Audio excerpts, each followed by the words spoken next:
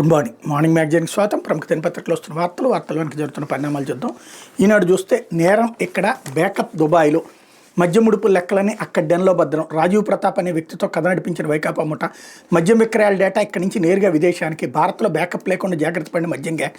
SIT దర్యాప్తులో డెన్ను దాని వివరాల గుట్టు రట్టు అంటూ మద్యం కుంభకోణం ద్వారా వేల కోట్ల కొలగొట్టిన వైకాపా ముఠ తాము చేసిన నేరం ఆనవాళ్లు చిక్కకుండా అనేక ఎత్తుగడలు వేసింది. ఏ డిస్టిలరీలకు ఎంతెంత మద్యం సరఫరా ఆర్డర్లు దక్కాయి, వాటి నుంచి ఎంత మేర ముడుపులుగా వసూలు చేయాలి తదితర లెక్కలు కట్టిన దుబాయ్ కేంద్రం ఓ డన్నే నడిపించింది అన్నటువంటి వార్తని రాశారు.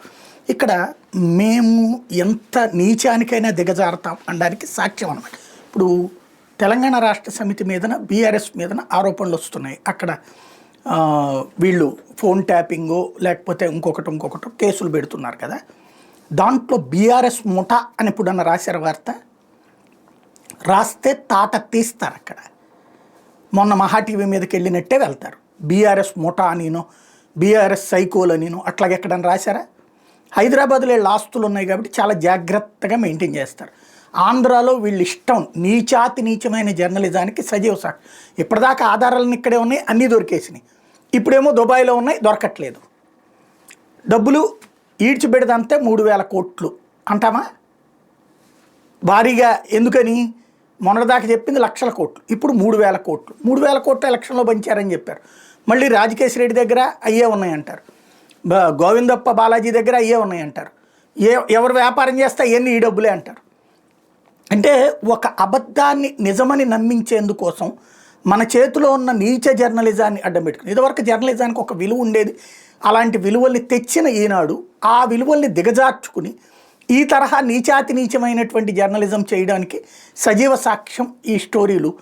అల్లుకుంటూ కథలతో ప్రజల్ని మోసం చేస్తూ నమ్మించడం అన్నటువంటి నిరంతర యుద్ధంగా సాగిస్తోంది. ఇకపోతే బనకచెర్లపై సీఎంల భేటీ రేపు. కేంద్ర మంత్రి ఆధ్వర్యంలో ఢిల్లీలో చంద్రబాబు రేవంత్ రెడ్డి సమావేశం. గోదావరి బనకచెర్ల అనుసంధాన ప్రాజెక్టు విషయమై ఆంధ్రప్రదేశ్ తెలంగాణ సీఎంలు చంద్రబాబు రేవంత్ రెడ్డితో కేంద్ర జలశక్తి శాఖ మంత్రి సిఆర్ పాటిల్ బుధవారం సమావేశం కాబోతున్నారు. ఈ మేరకు ఇరు రాష్ట్రాల సీఎంల కార్యాలయాలు ప్రభుత్వ ప్రధాన కార్యదర్శి జలశక్తి శాఖ సమాచారం పంపింది.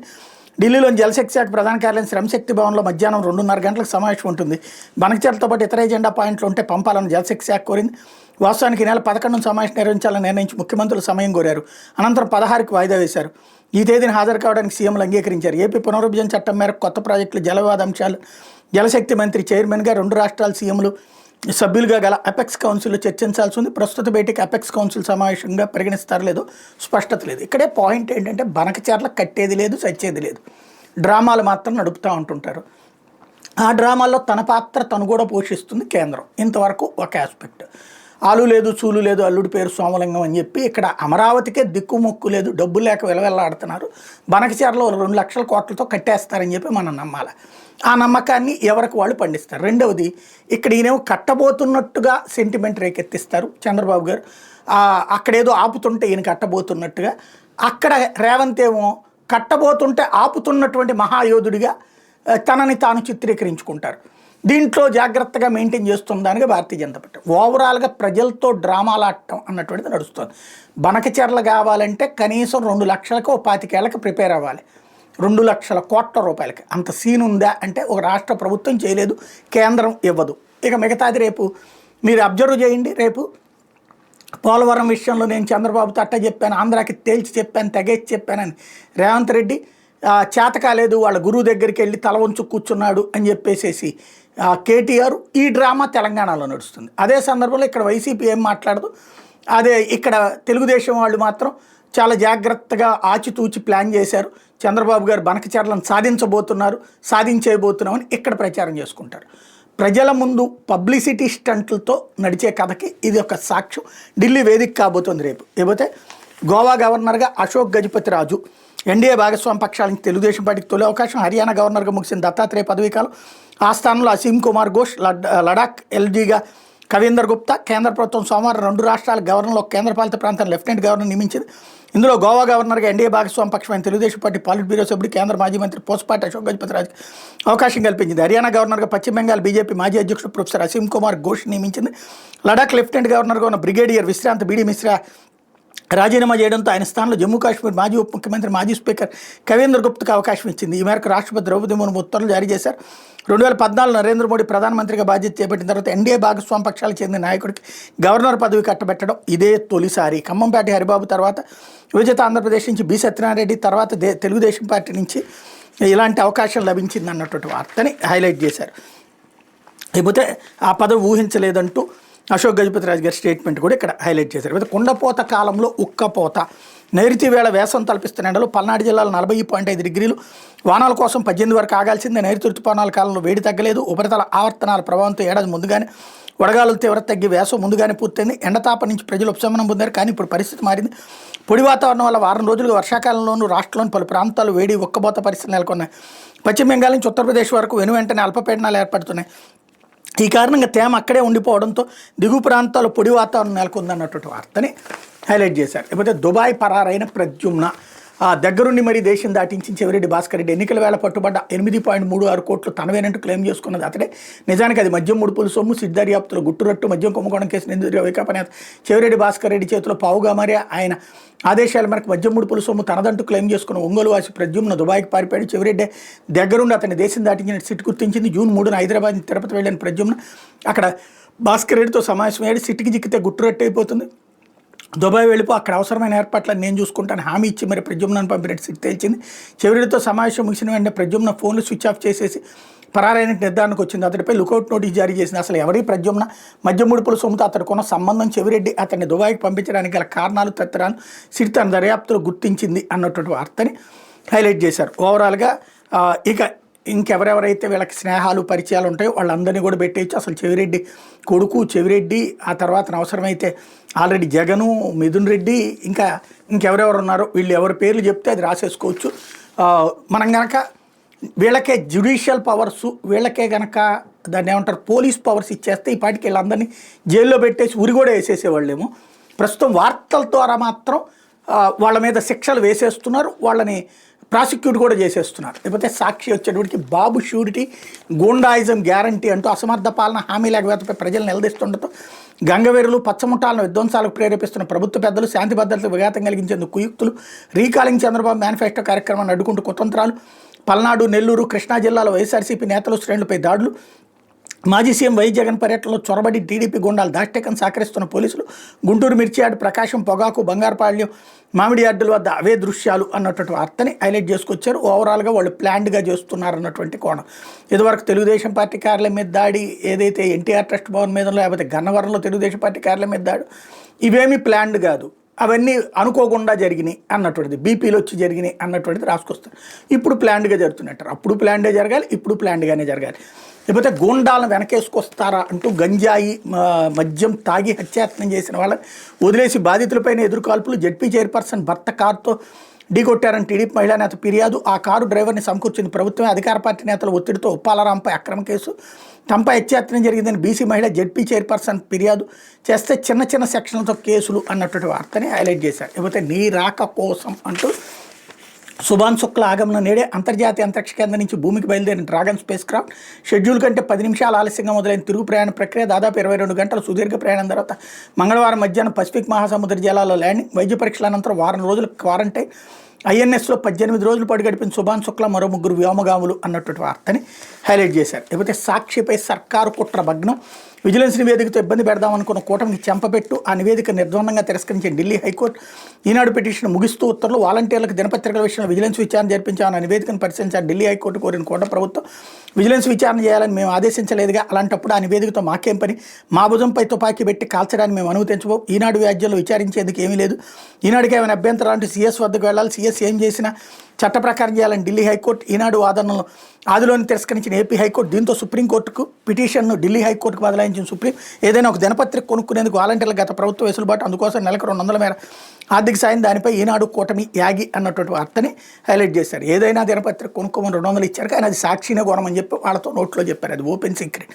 ఇప్పుడు అదే సర్క్యులేషన్ ఉందా, ఆనాడు సాక్షికి ఉన్నటువంటి సర్క్యులేషన్ ఎవరి గేమ్ వాళ్ళది. ఇప్పుడు ఈనాడు, ఆంధ్రజ్యోతి అన్ని చోట్ల కొనిపిస్తున్నారు ప్రభుత్వ కార్యాలయాలు, కాబట్టి ఎవరాట వాళ్ళు నడిపిస్తుంటారు. లేకపోతే ఖరీఫ్పై కరువు ఛాయలు అంటూ రాష్ట్రంలో ముందుకు కదలని పంటల సాగు సీజన్ ప్రారంభమైన 45 రోజులు దాటుతున్న సాగైంది 15%.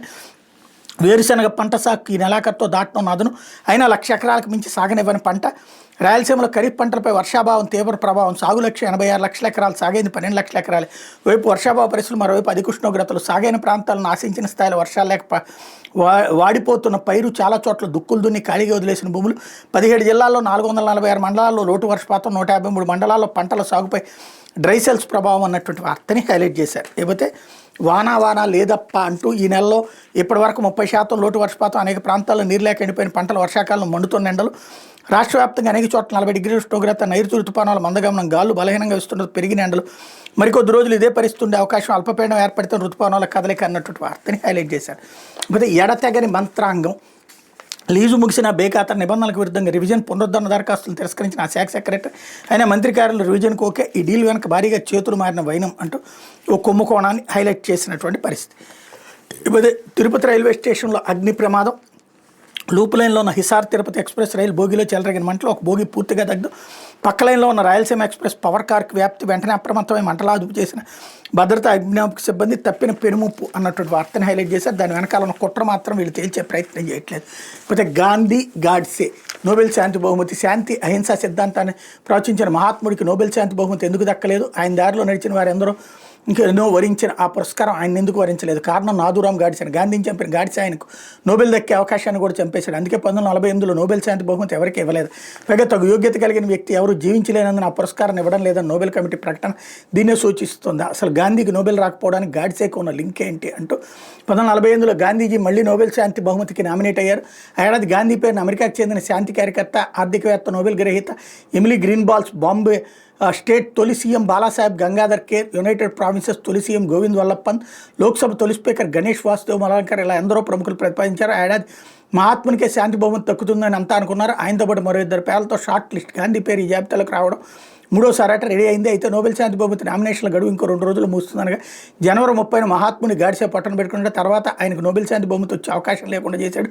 ఎందుకంటే ఆ సంవత్సరం ఎవరికి నోబెల్ శాంతి బహుమతి ఇవ్వడం లేదని 1948 నవంబర్ 18 కమిటీ ప్రకటించింది.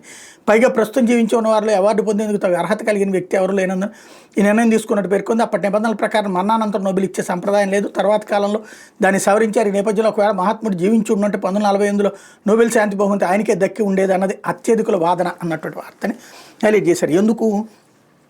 హిందువుల ఊచకోతకు వస్తుంటే పాకిస్తాన్ నుంచి పారిపోయి వచ్చి తలదాచుకుంటుంటే వాళ్ళని మసీదుల్లో ఉండటానికి వీల్లేదని చెప్పి ప్రార్థించి అక్కడ వివాదం చేసినందుక పాకిస్తానుడు కాశ్మీర్ని ఆక్రమించుకుంటుంటే వాడికి మనం ఇద్దామన్న 50 కోట్లు ఇచ్చేయాల్సిందే, లేకపోతే నేను ఆమె నిరాధి చేద్దామని చెప్పి ఇవాళ దాకా కూడా రగిలించిన కాశ్మీర్, ఇవాళ దాకా చచ్చిపోయినటువంటి వేలాది మందికి సంబంధించినటువంటి అంశాల గురించి ఇవాళ ఆయనకి శాంతి బహుమతి. గాంధీ గొప్పోడే, కాకపోతే అశాంతి జరుగుతుంటే చూస్తా కూర్చోవడం శాంతి అనుకుంటే అంతకు మించినటువంటి దౌర్భాగ్యం ఇంకొకటి లేదు. ఇకపోతే హెడ్ మాస్టర్ల ప్రాణాలతో చెలగాటం అంటూ లీడర్షిప్ ట్రైనింగ్ పేరిట హెచ్ఎంల ప్రాణాలు తీస్తున్న కూటమి ప్రభుత్వం గత ఏడాది సెక్షన్లో 3 ప్రధానోపాధ్యాయుల మృతి. ఏడాది సెక్షన్ తొలి రోజున మరో హెడ్ మాస్టర్ మాత్రం ప్రభుత్వ తీర్పు ఆగ్రహం వ్యక్తం చేస్తున్న ఉపాధ్యాయ సంఘాలు. విజయవంతంగా విధులు నిర్వహిస్తున్న వారికి శిక్షణ ఎందుకంటూ నిలదీత. కూటమి ప్రభుత్వ అనాలోచిత విధానాల కారణంగా ప్రధానోపాధ్యాయులు, ఉపాధ్యాయులు, విద్యార్థులు తీవ్ర ఇబ్బందులు ఎదుర్కొన్నారు. ఉమ్మడి పశ్చిమ గోదావరి జిల్లాలో పనిచేస్తున్న ప్రధానోపాధ్యాయులకు లీడర్షిప్ ట్రైనింగ్ కార్యక్రమాన్ని ప్రభుత్వం బలవంతంగా నిర్వహిస్తోంది. గతంలో ఏ ప్రభుత్వం ఇలాంటి శిక్షణ నిర్వహించలేదు. కూటమి అధికారంలోకి వచ్చాయి. గత ఏడాది నుంచి శిక్షణ ప్రారంభించగా అప్పట్లో ప్రధానోపాధ్యాయులు, ఉపాధ్యాయ సంఘాల నాయకులు తీవ్రంగా వ్యతిరేకించారు. అయినా పట్టించుకొని ప్రభుత్వం శిక్షణ కార్యక్రమాన్ని కొనసాగిస్తోంది. గత ఏడాది ఇదే తరహాలు నిర్వహించిన లీడర్షిప్ శిక్షణతో రాష్ట్ర వ్యాప్తంగా 3 ప్రధాన ఉపాధ్యాయులను కూటమి ప్రభుత్వం బలి తీసుకుంది. నవంబర్ 6న ఏలూరు జిల్లా ఆగిరిపల్లి హీల్ ప్యారడైజ్ స్కూల్లో నిర్వహించిన లీడర్షిప్ ట్రైనింగ్లో పశ్చిమ గోదావరి జిల్లా ఉండి మండలం ఉణదూరు గ్రామానికి చెందిన టీవీ రత్నకుమార్ అనే ప్రధానోపాధ్యాయుడు మృతి చెందారు.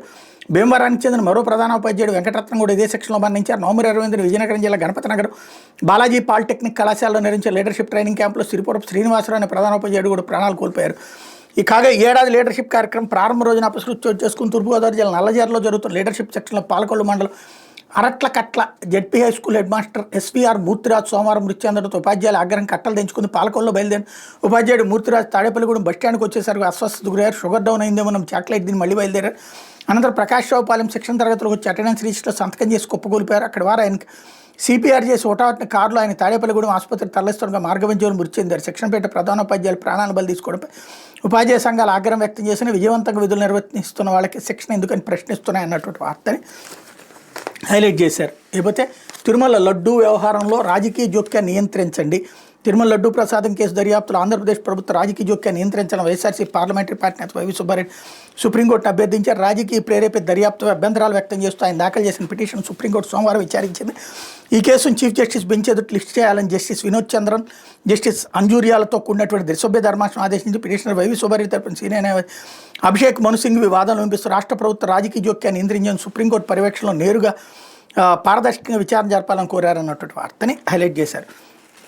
అయితే తెలంగాణ కొత్త సీజేగా జస్టిస్ ఏకే సింగ్, పలు రాష్ట్రాల హైకోర్టులో కొత్త సీజేలు, అలాగే ఏపీ హైకోర్టుకి జస్టిస్ భట్టు దేవానంద్ బదిలీ సంబంధించిన వార్తను కూడా హైలైట్ చేశారు. లేకపోతే ఢిల్లీకి బనకచెర్ల అంటూ రేపు చంద్రబాబు రేవంత్ కేంద్ర జలశక్తి మంత్రి భేటీ, గోదావరి బనకచెర్ల అనుసంధానం ప్రధాన ఎజెండాతో రావాలని ఇద్దరు సీఎంలకు సూచన, సిఎస్లకు సమాచారం, ట్రిబ్యునల్ తీర్పులు, వాప్కోస్ నివేదిక కేంద్రం ముందుంచేందుకు రాష్ట్రం సన్నద్ధం 200 టీఎంసీలు వాడటం వల్ల తెలంగాణకు నష్టం లేదని పునరుద్ఘాటన అన్నటువంటి హైలైట్ చేశారు. అయితే రామాయపట్నం అనుబంధంగా జేఎస్డబ్ల్యూకు స్టీల్ ప్లాంట్ ఏర్పాటు దిశగా అడుగులు, లింగసముద్రంలో ఐరన్ ఓర్ కేటాయింపుకి అనుమతి, నెల్లూరు జిల్లాలో రామాయపట్నం పోర్టుకు అనుబంధంగా మరో భారీ పరిశ్రమ ఏర్పాటుగా ఉంది. ప్రఖ్యాత జేఎస్డబ్ల్యూ గ్రూప్ ఇక్కడ ఉక్కు కర్మాగారం ఏర్పాటు చేయనుంది. దీనికోసం రామాయపట్నం పరిసరాలు భూ కేటాయింపులు చేయాలని గత ప్రభుత్వంలో దరఖాస్తు చేసుకుని ప్రస్తుతం ఆ దిశగా చకచక అడుగులు పడుతున్నాయి.